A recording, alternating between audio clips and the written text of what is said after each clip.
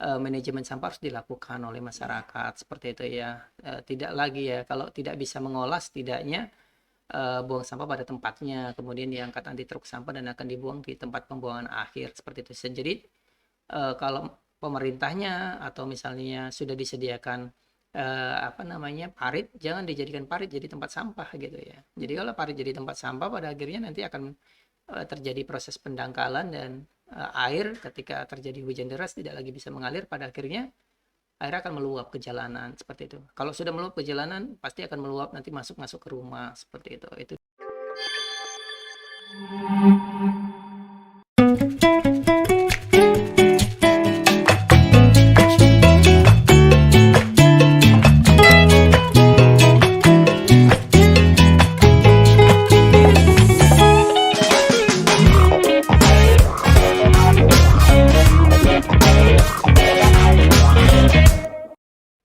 Halo Sobat Muda PKPA, kembali lagi bersama saya Mika Gulo. Nah, hari ini kita akan melakukan podcast spesial dalam rangka memperingati Hari Bumi dan Hari Kesiapsiagaan Bencana. Nah, hari ini kita bakal ditemenin oleh narasumber kita, Bang Ismail Marzuki. Halo Bang Ismail. Halo Mika, apa kabarnya? Baik Bang, Abang gimana? Baik, alhamdulillah. Eh, nah, tadi kan nama Bang Ismail udah disebutin. Mm-mm. Boleh nggak Abang kasih tahu kegiatan pengalaman-pengalaman apa aja yang Abang Mm-mm. lakukan di PKPA, terus eh jabatan Abang di PKPA. Iya, baik. Mika terima kasih banyak Sobat Muda PKPA dan sahabat anak PKPA. Eh, jadi saya Ismail Marzuki, saat ini di PKPA sebagai koordinator unit ya. Ini hanya salah satu unit karena PKPA itu ada 5 unit. Salah satunya adalah unit yang saya bidangin itu namanya PKPA Emergency Aid. Unit ini adalah unit yang secara khusus bekerja atau mengembangkan program atau menjalankan proyek-proyek berkaitan tentang kebencanaan seperti itu ya. Jadi memang secara spesifik karena di dalam konteks kebencanaan itu juga ada kelompok rentan di mana anak-anak juga banyak dan anak menjadi kelompok rentan, maka PKPA turut hadir untuk bekerja di isu-isu kebencanaan. Berkaitan tentang pengalaman sendiri, PKPA jauh lebih panjang ya, karena sebelum saya masuk di PKPA sendiri juga PKPA sudah mulai melakukan respon sejak 2003 kalau tidak salah, itu di banjir Bandang Bakhorok seperti itu ya. Itu menjadi awal mengapa PKPA harus hadir seperti itu. Nah, kalau saya sendiri di PKPA bekerja di isu kebencanaan itu sejak 2013.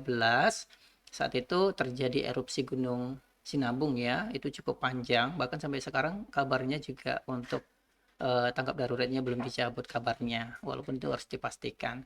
Jadi 2013, 2014, 2015, jadi sepanjang sampai 2016 PKPA ada di Kabupaten Karo untuk melakukan kerja-kerja respon tanggap darurat di beberapa posko apa namanya pengungsi yang ada di sana. Kemudian setelah tanggap darurat tentunya mengembangkan program-program pemulihan masyarakat seperti itu ya, bagaimana membangkitkan ekonomi kelompok masyarakat.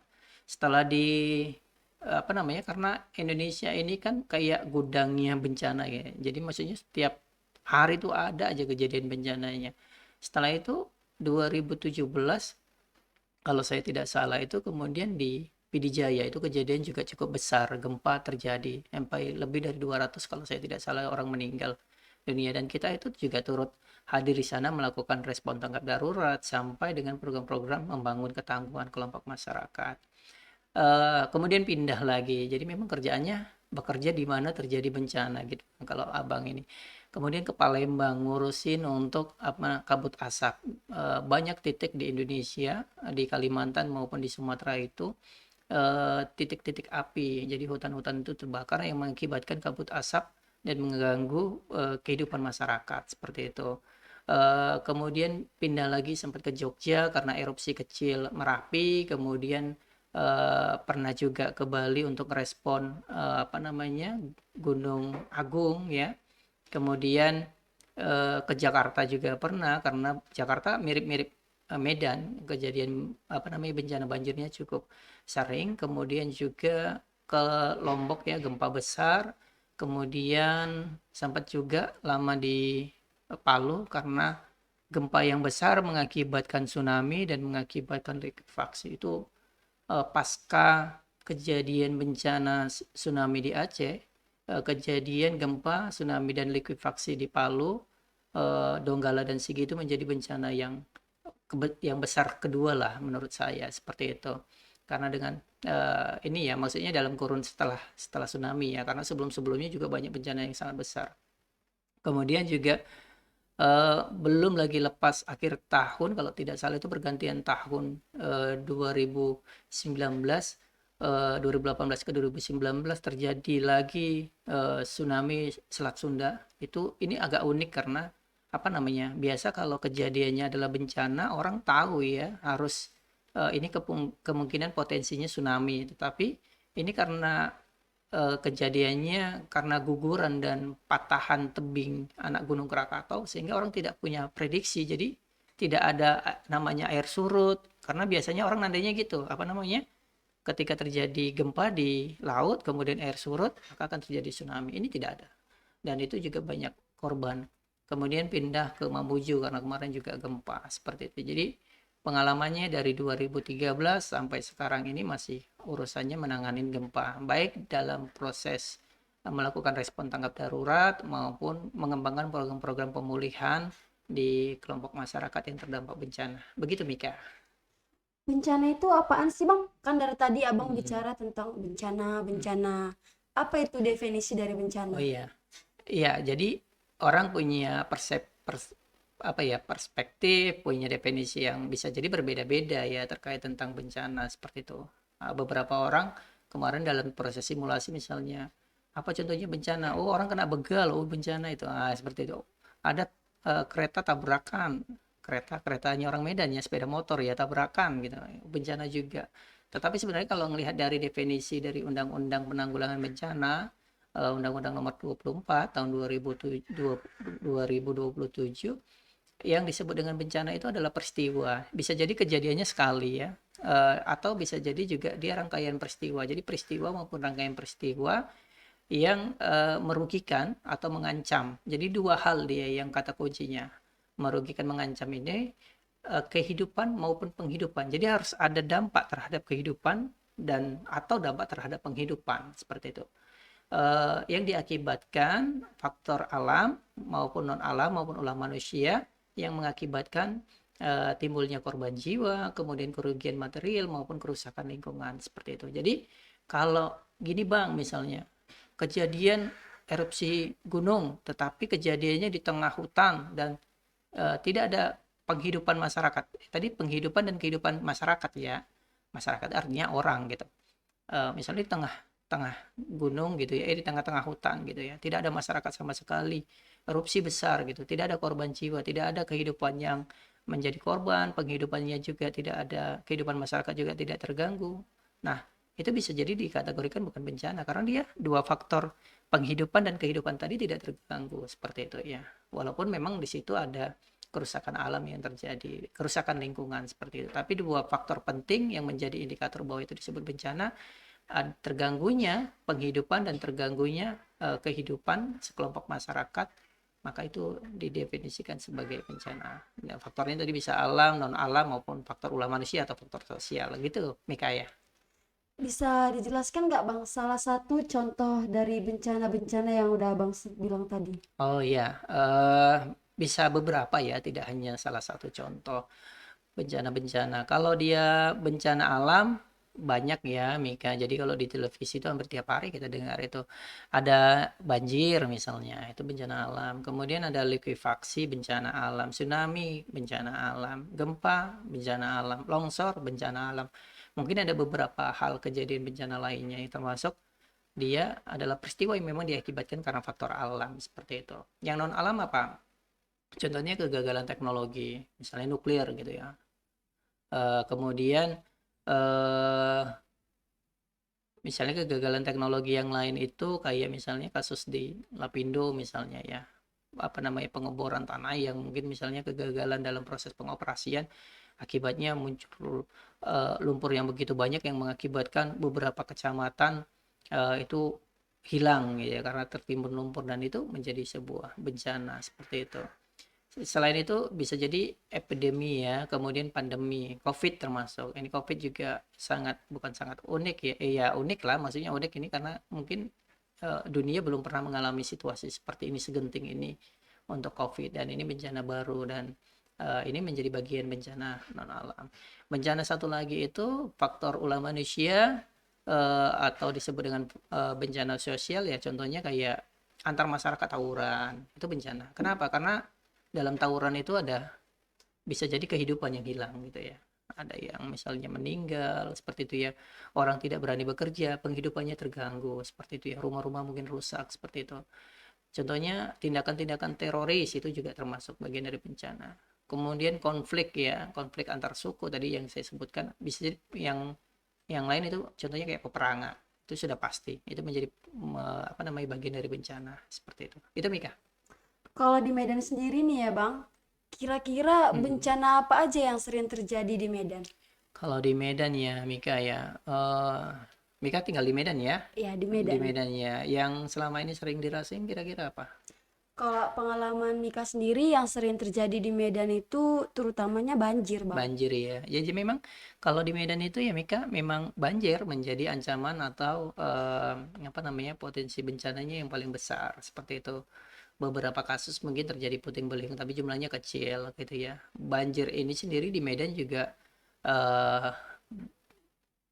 dari beberapa sumber ya. Misalnya kalau di kawasan misalnya Belawan itu misalnya banjirnya banjir rob. Itu berbeda dengan banjir yang misalnya di sekitar Medan Kota gitu ya. Banjir rob itu kan apa namanya terjadi pasang air dari laut yang debitnya terlalu tinggi saya akibatnya menggenangin pemukiman seperti itu. Yang lain ya banjir kiriman ya, misalnya curah hujan di kawasan hulu, hulu kita mana misalnya Tanah Karo, Deli Serdang itu cukup tinggi, misalnya bisa 3 4 jam, 5 jam seperti itu dan itu mengakibatkan luapan air di sungai itu melampaui batas kemampuan sungai untuk menampungnya seperti itu. Itu juga dipengaruhi karena beberapa faktor tentunya ya seperti itu apa namanya ya faktor yang lain yang mungkin bisa jadi kalaupun di hulu nggak hujan tetapi di kota Medan hujan deras tapi karena drainase buruk dan yang lain itu juga akibatnya air tidak bisa mengalir lancar kemudian terjadi luapan-luapan di sepanjang jalan dan banyak jalan dan mengakibatkan banjir di mana-mana seperti itu. Nah, kira-kira apa aja penyebab terjadinya banjir itu, Bang? Kalau penyebabnya tadi beberapa sudah disampaikan ya Mm-mm. ke Mika ya. Nanti boleh penyebab-penyebab lain juga sebenarnya ada. Tetapi yang paling utama itu ya faktor kayak rob itu bisa jadi karena faktor eh, namanya ada perubahan iklim ya. Efek rumah kaca perubahan iklim di mana peningkatan suhu bumi ini semakin lama semakin naik. Kalau semakin lama semakin naik, ini jauh-jauh lagi tarik misalnya kayak kutub utara, misalnya terjadi proses penipisan salju dan yang lain, pada akhirnya terjadi peningkatan debit air seperti itu. Kemudian yang lain itu faktornya tadi ya akibat misalnya kawasan-kawasan hulu di kota Medan, hulunya kota Medan itu kayak di Liserdang mungkin, kemudian di Kabupaten Karo. Nah, untuk hutan-hutan sendiri juga sudah jadi beralih fungsi ya, bisa jadi beralih fungsi menjadi pertanian masyarakat, bisa jadi beralih fungsi menjadi perkebunan, bisa jadi beralih fungsi menjadi pemukiman, seperti itu. Yang mengakibatkan kalau seandainya hutan kemudian beralih fungsi menjadi sesuatu yang lain, yang tidak lagi menjadi hutan, maka kawasan tersebut tidak lagi menjadi tempat untuk resapan air yang maksimal. Sehingga kalau terjadi hujan di hulu cukup deras, biasanya harusnya kalau hujan masih hutannya masih bagus akan diserap gitu ya dengan segera sehingga tidak cukup banyak air yang mengalir ke sungai. Tapi karena faktor kawasan serapannya sudah semakin mengecil, semakin sedikit sehingga ketika air hujan turun dengan deras biasanya air akan segera meluncur dan apa namanya di atas permukaan tanah segera mengalir ke sungai sehingga begitu banyak air yang mengakibatkan apa namanya luapannya juga semakin semakin tinggi debit airnya seperti itu. Ya kalau di kotanya sendiri ya faktor tadi ulah manusia, bagaimana perilaku kita mengelola sampah, membuang sampah itu juga menjadi faktor. Kira-kira apa yang bisa kita lakukan untuk mengurangi resikonya banjir? Kalau untuk mengurangi risiko banjir. Mika dulu pernah ini ya di program No Plastik ya. Iya, Saya mau tanya dulu sebelum saya ulas. Kalau Mika misalnya untuk menjaga lingkungan tetap baik, kemudian tetap sehat, tetap bersih dan mencegah dari banjir, apa yang kemarin di program yang teman-teman lakukan di Laskar? Laskar No Plastik kan namanya iya ya. Laskar No Plastik. Kalau pengalaman sendiri di dalam mengikuti kegiatan Laskar No Plastik, kami tuh Hmm. melakukan kegiatan untuk mengurangi dampak dari plastik dan dengan cara mengutip sampah yang ada di sekitaran kayak Hmm. sekitaran sungai, di pinggir-pinggir jalan, Oke. kayak gitu. Dan sampah yang sudah kami kumpulkan bukan kami bakar atau kami Hmm. tanam Hmm. gitu. Kenapa? Karena bakal merugikan, bakal membuat dampak sama kayak kalau ditanam dia bakal membuat dampak ke hewan-hewan yang ada di tanah. Tanah. Kalau dibakar akan membuat polusi Polusi udara. udara. Jadi kami melakukan sebuah ekobrik, Pembuatan ekobrik. ekobrik ya. Jadi sampah yang sudah kami kumpulkan Hmm. kami masukkan ke dalam botol gitu dan bisa membuat kursi, meja kayak Nah, gitu. nah, itu keren itu ya. Jadi itu bagian dari solusi. Jadi bagaimana mengelola sampah di kota itu menjadi solusi. Itu bisa apa namanya mengurangi sampah-sampah yang ada di drainase sehingga sampah-sampah di permukaan tanah tidak mengalir ke drainase kemudian menumpuk dan menyumbat. Nah, seperti itu ya. Itu Hmm, menjadi salah satu solusi. Artinya manajemen sampah harus dilakukan oleh iya. masyarakat seperti itu ya. Tidak lagi ya kalau tidak bisa mengolah setidaknya buang sampah pada tempatnya, kemudian diangkat nanti truk sampah dan akan dibuang di tempat pembuangan akhir seperti itu. Jadi kalau pemerintahnya atau misalnya sudah disediakan apa namanya parit, jangan dijadikan parit jadi tempat sampah gitu ya. Jadi kalau parit jadi tempat sampah, pada akhirnya nanti akan terjadi proses pendangkalan dan air ketika terjadi hujan deras tidak lagi bisa mengalir, pada akhirnya air akan meluap ke jalanan seperti itu. Kalau sudah meluap ke jalanan, pasti akan meluap nanti masuk-masuk ke rumah seperti itu. Itu dia. Jadi mulai dari misalnya sampah. Kemudian hal lain yang penting apa yang bisa dilakukan pastinya memastikan atau ya mendorong lah tidak melakukan proses peralih fungsian hutan di kawasan hulu. Itu yang penting karena lagi-lagi kan air kan dari hulu ke hilir gitu ya. Jadi di hilirnya diperbaiki, di hulunya juga harus dijaga gitu. Kalau seandainya sudah mulai rusak, harus segera ditanam kembali tanaman-tanaman supaya kawasan serapan di hulu semakin banyak seperti itu dan air tidak segera masuk ke sungai dan kemudian juga menjadi banjir seperti itu ya. Jadi mengolah sampah, memastikan bahwa tidak terjadi proses pengalih fungsian hutan di kawasan hulu, itu termasuklah di dalamnya tidak melakukan penebangan pohon secara sembarang seperti itu ya. Kemudian tentunya kalau masyarakat bisa juga bergotong royong secara reguler itu juga harus dilakukan seperti itu ya. Jadi beberapa hal itu menjadi tips ya, apa namanya? Beberapa hal itu bisa dilakukan untuk misalnya mengurangi resiko atau memperkecil dampak dari kejadian banjir, Mika. Tips apa yang bisa dilakukan untuk lebih siaga dalam menghadapi banjir, Bang? Oh, kalau tips ada beberapa. Jadi memang kejadian banjir ini kan karena kejadiannya masyarakat juga biasanya bisa belajar dari pengalaman-pengalaman mereka menghadapi bencana atau banjir-banjir di masa-masa sebelumnya. Tapi ini menjadi hal yang mungkin menjadi tambahan saja supaya masyarakat bisa lebih siaga. Yang pertama bisa masyarakat itu bisa melakukan untuk pemantauan informasi ya. Sekarang ini kan zamannya media sosial ini kan cepat ini ya terpublish ya. Jadi informasi-informasi cuaca terjadi banjir di mana seperti itu ya. Kemudian kejadian-kejadian itu sering sekali dengan cepat muncul di media sosial. Jadi pantaulah misalnya kayak media sosialnya mirip milik-milik BPBD provinsi atau kota ya, kemudian BMKG juga dipantau seperti itu. Jadi orang muda juga penting untuk follow-follow akun-akun yang misalnya penting dan itu apa namanya memberikan pengaruh terhadap kehidupan di lingkungan kita seperti itu. Kemudian yang kedua, selain dia mencari informasi tadi melalui media sosial, melalui berita, kemudian juga bisa eh, harus persiapan ya. Jadi masyarakat harus menyimpan dokumen-dokumen penting.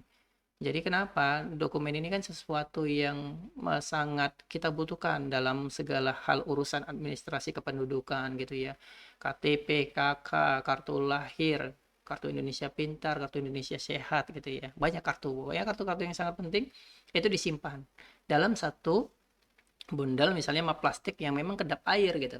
Sehingga kalau misalnya pun air kita tidak tidak segera menyelamatkan dokumen-dokumen tersebut, kemudian ternyata terkena banjir, dia tetap aman karena kedap air tetap kering seperti itu. Itu harus dipastikan untuk diselamatkan dokumen-dokumen penting. Kemudian persiapan lain, usahakan punya persiapan logistik yang standar lah untuk berjaga-jaga. Misalnya ada P3K-nya, misalnya ya kalau belajar tentang siaga dari bencana itu kayak ada namanya tas siaga, di dalamnya apa aja, ada obat-obatan kecil-kecil, ada perban, ada senter gitu. Kenapa? Karena nanti bisa jadi kita ngungsi gitu ya, kita ngungsi, kemudian ternyata dalam proses ketika terjadi bencana ternyata ada yang terjadi luka dan yang lain, kita punya persiapan gitu. Jadi kita bisa bawa betadine, senter, kemudian perban seperti itu ya, ada gunting.